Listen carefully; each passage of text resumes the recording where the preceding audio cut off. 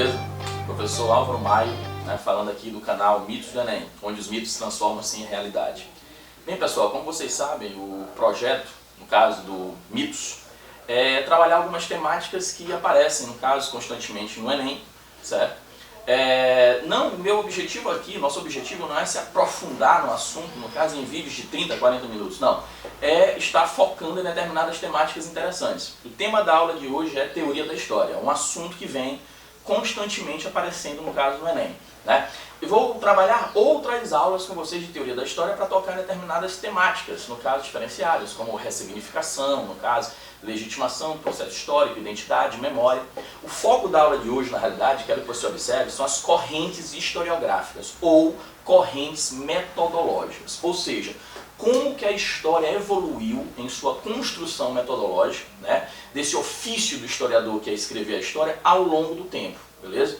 Hoje o que vem aparecendo muito são essas novas correntes metodológicas que começaram a surgir a partir do século XIX, certo?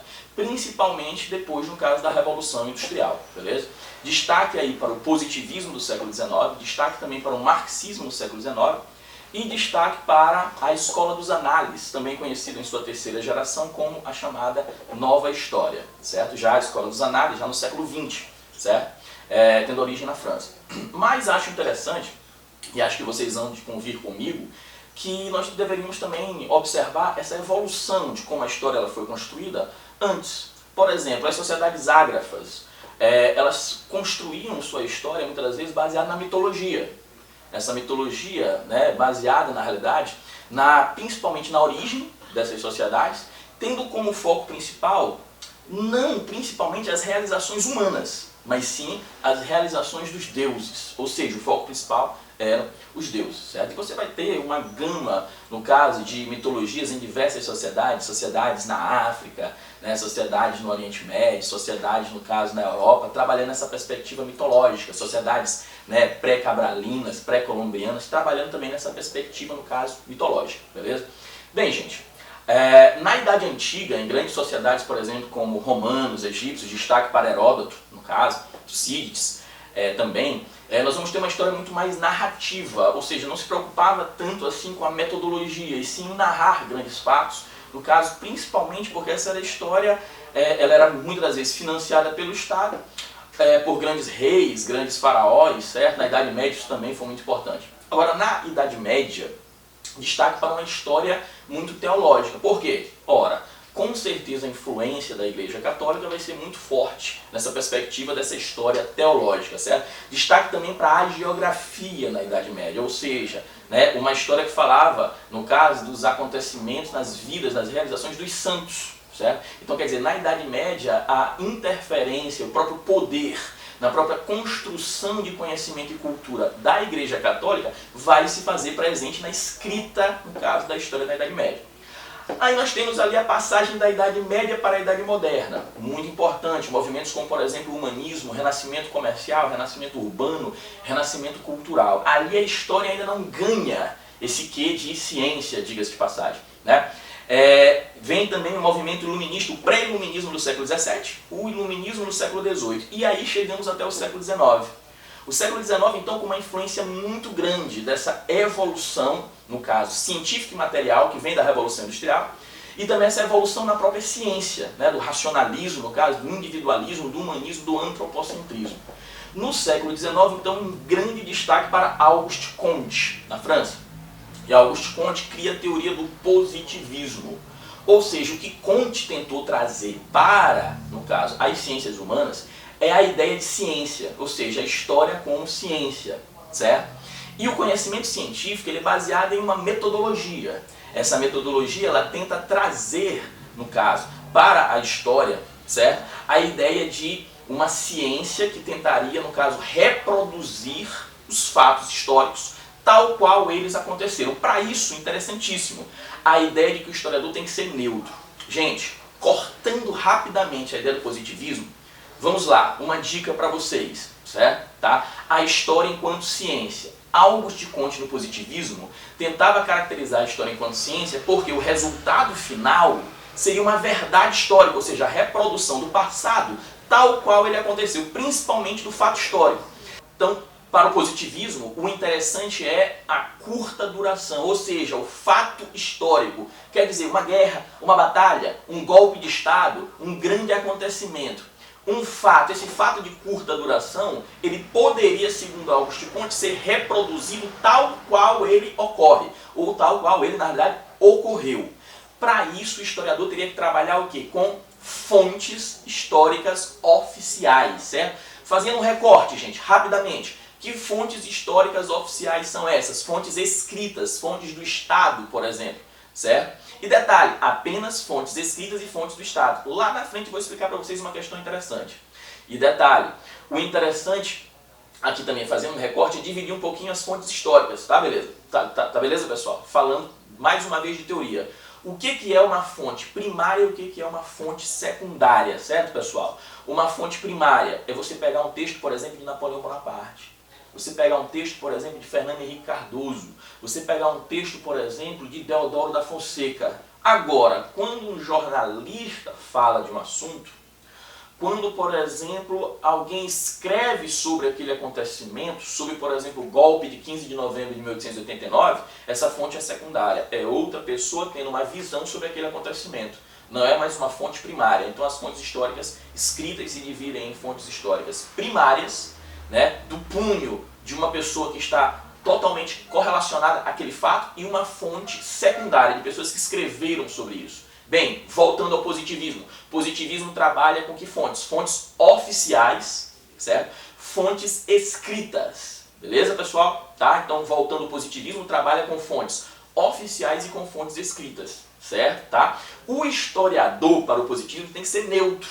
Não tem que ser um cientista. O cientista, ele não pode interferir na experiência, certo? Gosto muito de dizer para os meus alunos, se você é um cientista e está tentando observar o ponto de ebulição da água, você vai colocar a água num laboratório para aquecer. Quando chegar em 100 graus, ela evapora. Você, enquanto cientista, vai fazer o quê? Apenas observar. Você não vai interferir na experiência. Agora, se você coloca sal ou açúcar na água, você interferiu na experiência.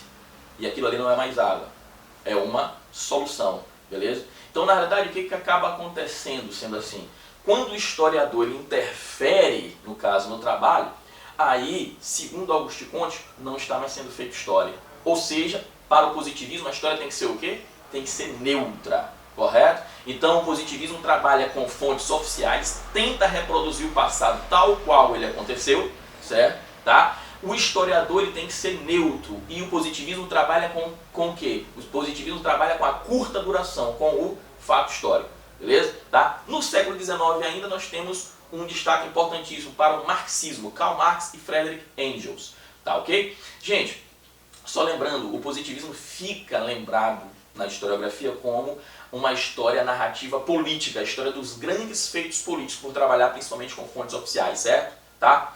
Bem, pessoal, uma outra corrente historiográfica muito importante é o marxismo, também do século XIX, certo? Também conhecido como história crítico-social. Né? Destaque para 1848 com a edição, né, a primeira edição do Manifesto do Partido Comunista. Por que história crítico-social? Para Karl Marx e Friedrich Engels, na evolução do próprio capitalismo, né, na evolução da Revolução Industrial e no capitalismo, o que acontece? A sociedade que surge a partir daí é uma sociedade cheia de problemáticas. Destaque, inclusive, para a questão da desigualdade social.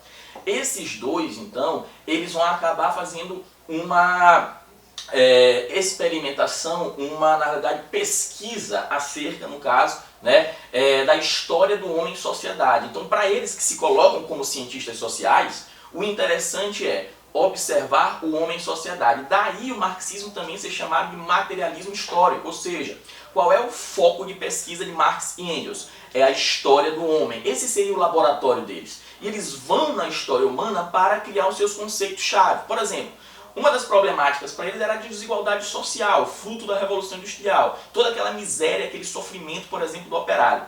E eles se questionavam, então, qual o fruto da desigualdade? E eles vão na história humana para observar que quando o homem, no caso, criou a propriedade privada, surgiu então a desigualdade. Então, para Karl Marx e Friedrich Engels, no caso, a desigualdade social é fruto da experiência da propriedade privada. A sociedade então vai se dividir entre os possuidores da propriedade e os despossuídos dessa propriedade, gerando então a exploração do dono da propriedade sobre aquele que não tem, que o Karl Marx vai chamar, por exemplo, de mais-valia, certo? Essa situação ela vai gerar uma questão que é a luta de classes. Ou seja, você vai ter o embate entre, no caso, os proletários, aqueles que só tinham, no caso, a sua prole, seus filhos, e os donos da propriedade privada, no caso, a burguesia, certo? Daí para Karl Marx e Engels, então, a luta de classe seria o motor da história. Ou seja, por que a história evolui, né? No conceito de modo de produção, que vem desde o escravismo, perpassa pelo feudalismo, chegando até o capitalismo, e para Marx e Engels, nessa perspectiva evolucionista, surgiria o socialismo. Ou seja, você tem uma evolução dos modos de produção, desde o escravismo, passando pelo feudalismo, chegando ao capitalismo e indo até o socialismo. Por que a história evolui? Evolui devido à luta de classes, ou seja, o oprimido toma consciência da sua situação de opressão e transforma a sociedade geralmente através do quê? Geralmente através de uma revolução. Então, para Karl Marx e Engels, no caso, a luta de classes seria então o quê? O motor da história, beleza? Tá? Uma questão interessante, no caso, sobre o marxismo é que o marxismo trabalha então também, como positivismo, uma característica científica. Agora, não analisando a história como fruto da evolução humana. Ou seja, Karl Marx e Engels são dois autores, ou são dois cientistas sociais que trabalham a história sob uma visão crítica da sociedade. Ou seja, a sociedade que é construída é uma sociedade baseada na miséria, na expoliação, na exploração. Beleza, pessoal? Então, no século XX, nós temos uma questão interessante, né? Principalmente na França. Certo? Na França foi lançada, no século XX, a revista de análise. São anais, ou seja, é uma revista que fala sobre todas as publicações científicas daquele ano. Então, em 1929, o Marc Bloch e Lucien Febvre lançam a revista de análise, né? A revista de análise vai trazer uma nova interpretação sobre a história. E vocês se lembram que o positivismo trabalha com uma curta duração, não é isso? A escola dos análises vai trabalhar com a ideia de longa duração, ou seja, a ideia de que você deve analisar como as pessoas sentem, como as pessoas vivem, como as pessoas se relacionam, como as pessoas pensam sobre determinados assuntos, como elas, na realidade, agem. E daí a ideia de mentalidade, certo? Ou seja, durante a Idade Média você tem vários acontecimentos históricos, em 1000 anos praticamente de Idade Média. Agora, a forma de pensar das pessoas, ela praticamente se mantém naquilo que a gente chama de longa duração, seja um pensamento mais conservador, no caso, né, um pensamento político específico. A escola dos análises, o interessante para a escola dos análises, é que ela quebra com várias questões do positivismo. Na realidade é uma escola meio que crítica do positivismo, dessa história de que a história tem que ser ciência, né? Para muitos historiadores, inclusive, essa questão de que a história é ciência, e aí vai uma dica para vocês com relação ao Enem, no caso, quando vier um texto que trabalhe com a ideia de que a história é uma ciência, você tem que observar se esse texto está falando que a história é uma ciência devido ao seu produto final, ou seja, aquilo que ficou escrito num determinado fato histórico. Se for assim, a resposta correta seria a escola positivista. Mas se a história é considerada ciência pela sua metodologia, ou seja, pela forma como o historiador constrói o seu estudo, aí você tem, na realidade, né, uma história enquanto ciência, mais uma perspectiva dessa nova história, certo? Ou seja, porque para os historiadores da nova história, ou para a chamada escola dos análises, não existe uma história, existem histórias. Não existe verdade, existem verdades. Ou seja, para o positivismo, o que é, por exemplo, a Revolução Francesa? É o relato que os políticos e que as pessoas importantes da França fizeram sobre a Revolução Francesa.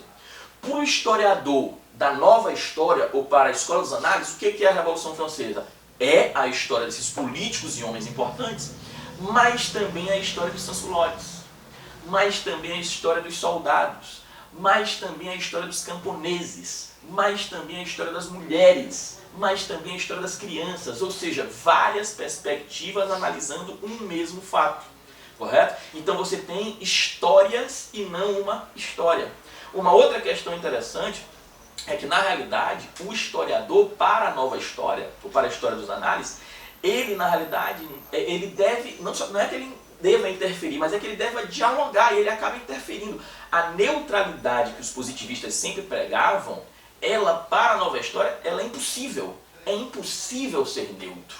Ou seja, um historiador, no caso, que ele seja um historiador religioso católico, por exemplo, quando ele for fazer a história das cruzadas, essa religião vai aparecer no seu escrito.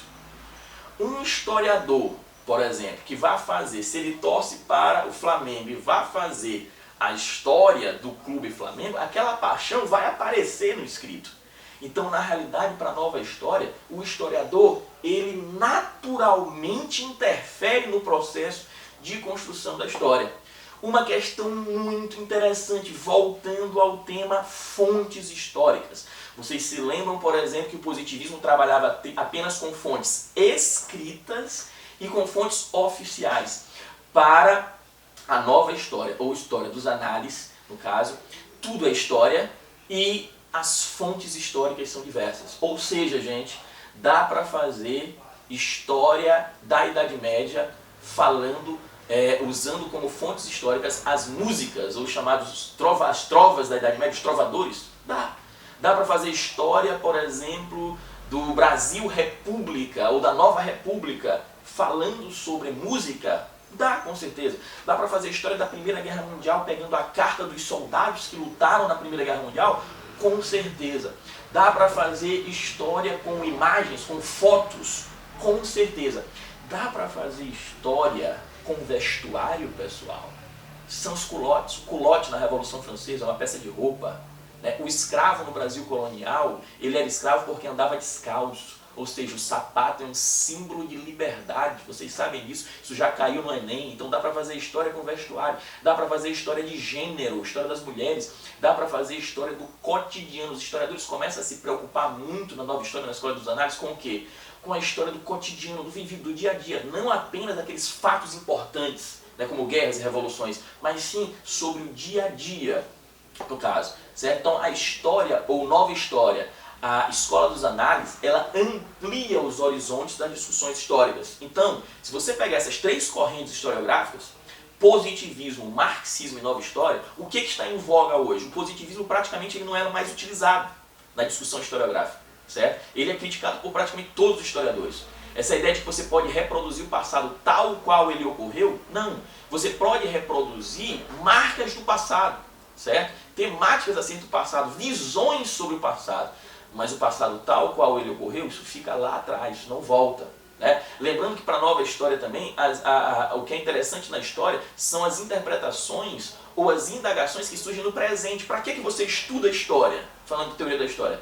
Muito mais para responder às histórias e indagações do presente, né? Olhando para o seu passado. Correto? Tá ok? Então, positivismo, marxismo, escola dos análises. Certo? São, na realidade, as três correntes historiográficas que podem aparecer. E essas características são importantes, correto? Tá? Então você tem que perceber isso. Beleza, pessoal?